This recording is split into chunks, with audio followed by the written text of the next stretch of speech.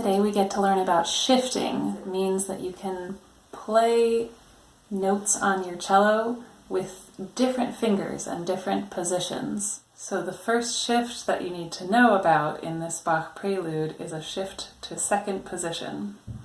Where we were playing before, we call that first position. Some of you have a tape or a sticker where your fourth finger goes. If you don't have that, you can just put your finger there. In first position, that's where your fourth finger goes.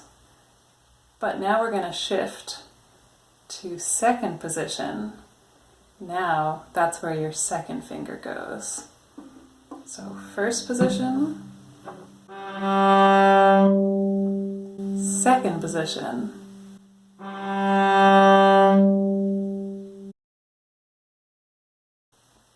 When you shift, make sure you keep your C as for cello and your thumb is always across from your second finger. That's how we started out in first position, and it stays the same when you shift to other positions. So maybe you can see my thumb. It moves along the back of the neck wherever I shift to.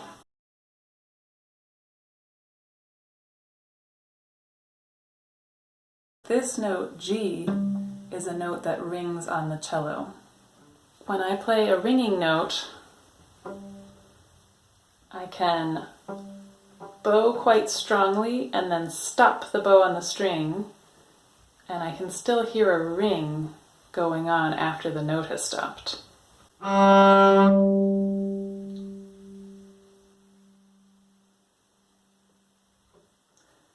If I play a note that's not a ringing note, then the ring doesn't happen.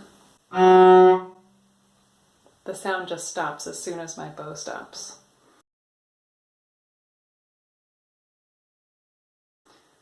Ringing notes, like G, only work if they're in tune. So let me try to play it a little out of tune. I still heard a ring, but the ring didn't match the note that I played.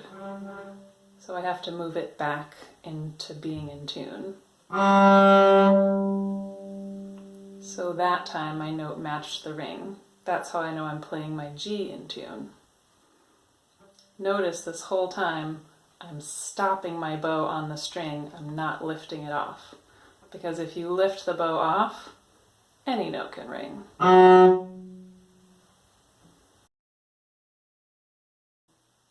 Start on first finger, and then slide your thumb and first finger up to F sharp. Then put your second finger down on G and test it to see if it rings.